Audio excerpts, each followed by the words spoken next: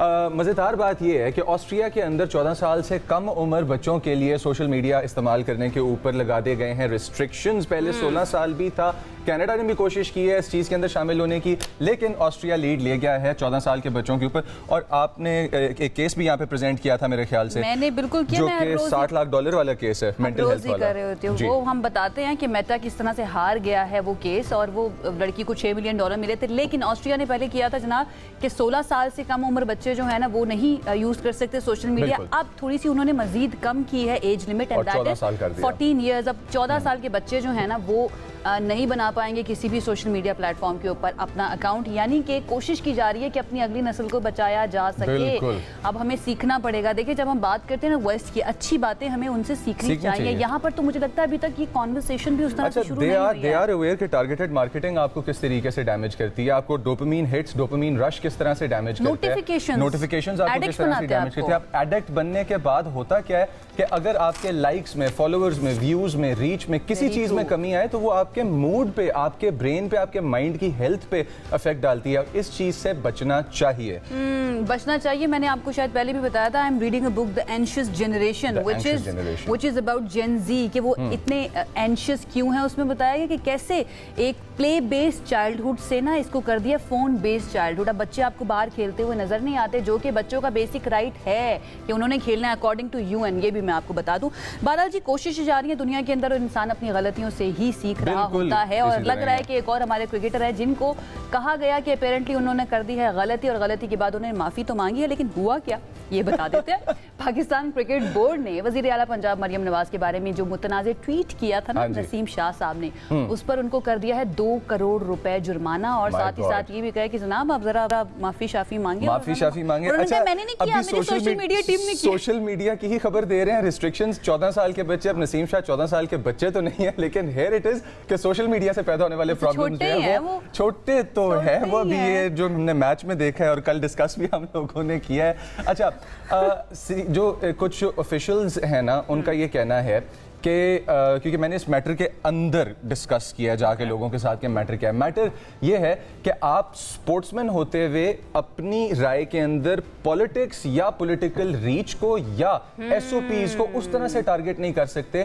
कि आप अपने आप को ऐसी पोजीशन में रखें कि जिस पोजीशन के अंदर आप एसओपीज डिजाइन करने की सीट में वो किसी और की। हाँ जी, माफी मांग ली, रूल्स के खिलाफ उन्होंने काम किया, हम ये कह सकते हैं इन सिंपल लैंग्वेज। माफी मांग लिया और साथ उन्होंने ये कहा कि वो मैंने नहीं किया था, मेरी जो सोशल मीडिया टीम है ना उसकी तरफ से दिया गया था, हमने मान लिया नसीम शाह। ओके, आगे बढ़ जाते हैं। जरा जापान क्यों मानना उन्होंने कह दिया हमने मान लिया ना। जापान की तरफ लेकर चलते हैं जहां पर हुई है अनोखी किस्म की रेस। अब ये अनोखी इसलिए है कि आप एक दफ्तर में मौजूद है और दफ्तर में कहा जाए कि भाई अगर तुम्हें घर का चाहिए ना राशन, तो ये एक बस कुर्सी वाली रेस है जिसको आपने घसीटते हुए ना आगे की तरफ लेकर जाना है। जरा देखें पहले कि किस तरह की ये रेस थी। Okay, this is the race. आप करेंगे? वैसे मुझे पूरा यकीन है आप तो करेंगे। That's crazy, और मैं करूंगा। 2 बंदों की टक्कर भी हो रही है बीच में। इमेजिन करो किसी मोड़ में एक कुर्सी वाला गिर जाए तो पाइल लग जाएगा। अच्छा, 3 लोगों की ये टीम थी और जो भी जीतेगा ना उसको मिलेंगे जनाब 90 केजी राइस, 90 किलो चावल उसको मिलेंगे। आयशा, सारी बातें छोड़ें आप ये देखें क्या हमारे पास कुर्सियां इतनी तकड़ी हैं कि जिन पे ये रेस हो सकती है। लेकिन 2 घंटे तक ये मुकाबला जारी रहा है। माय गॉड, 2 घंटे तक आप इसके ऊपर बैठ के जो है ना पैरों से, एक तो इसकी तैयारी के अंदर देखे ना कितना टाइम लगा होगा, और आपको स्टैमिना भी बहुत ज्यादा चाहिए। बचपन में मैं तो शौकीन था कि अपनी सीट के ऊपर बैठ के और इस तरह से जो कि है ना व्हील्स वाली चेयर के ऊपर बैठ के इधर से उधर जाता था। अम्मी से मार भी बहुत सारी खाई है। आज मैं जाके अपनी अम्मी को दिखा सकता हूँ ये वीडियो कि अम्मा देखें, इंटरनेशनल मैं इसकी तैयारी कर रहा था। ओके जी, जापान के बाद आपको फ्रांस लेकर चलते हैं जहाँ पर दारुल हुकूमत पेरिस, जो दुनिया का सबसे खूबसूरत हम कह सकते हैं एक शहर है, one of the most beautiful cities में से एक है। वहाँ पर हुआ है एहतजाज, और वह एहतजाज किया है बस ड्राइवर्स ने, और वो इसलिए किया है कि पब्लिक ट्रांसपोर्ट तेल की कीमतें महंगी होने की वजह से हो गई है बहुत ज़्यादा महंगी, और उन्होंने बड़े डिफरेंट तरीके से एहतजाज किया, बहुत स्लो अपनी बसेस। हमारे पास यहाँ पे ना पहिया जाम हड़ताल होती है, या हमारे पास यहाँ पे अड्डों को बंद कर दिया जाता है, रोड्स बंद कर दी जाती हैं, टायर्स जलाए जाते हैं, कंटेनर्स लग जाते हैं। तो आप इस चीज़ से ये भी सीख सकते हैं कि डेकोरम जो है अपना एहतजाज करने का वो ऐसा है कि आपका एहतजाज रजिस्टर होना चाहिए। इन्होंने बसेस को सिर्फ आहिस्ता चला कर जो कि है ना एहतजाज किया है। कि ताकि हम बता सकें कि भाई फ्यूल प्राइसेस हैं जिनकी वजह से हमें मसला हो रहा है। उन्होंने ये नहीं किया कि उन्होंने सर्विसेज बंद कर दी हों। एनीवे, जिस प्रॉब्लम की वजह से ये एहतजाज हो रहा है वो है जंग जो मिडल ईस्ट में इस वक्त चली हुई है।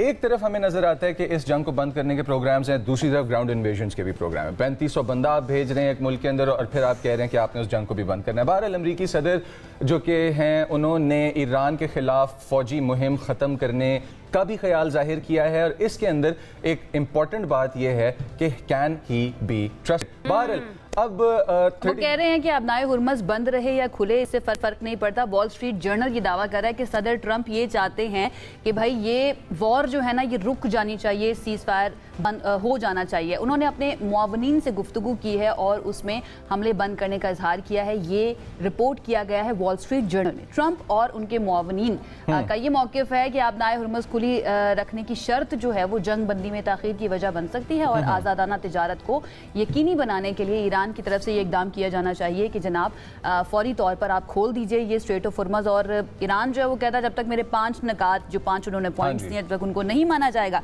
तब तक वो इसी तरह से अबनाए हुर्मस को रखेंगे बंद। लेकिन ये मामला बढ़ता जा रहा है और कहीं पर रुकने का नाम नहीं ले रहा अपेरेंटली अभी तक की सिचुएशन जो है। लेकिन उसके अंदर पाकिस्तान जो है ना उसकी इंपॉर्टेंस बहुत बढ़ चुकी है क्योंकि पाकिस्तान बन चुका है मीडिएटर। पाकिस्तान की तरफ से पूरी कोशिश की जा रही है और इस बात का ऐलान कह सकते हैं या उन्होंने स्टेटमेंट दी है ट्रंप ने कि भाई हम पाकिस्तान के थ्रू कोशिश कर रहे हैं कि तेहरान और वाशिंगटन के दरमियान जल्द अज जल्द मुज़ाकरात। बिल्कुल, इस वजह से एक होता है डिप्लोमेटिक पोस्चर, एक होती है डिप्लोमेटिक पॉलिसी। इस्लामाबाद इस टाइम पे पोस्चर और पॉलिसी दोनों में फ्रंट फुट पे आके खेल रहा है। ईरान की जंग के खात्मे के लिए हम कोशा हैं, पाकिस्तान कोशा है। कल भी हम लोगों ने अपने प्रोग्राम में यही बात कवर की थी।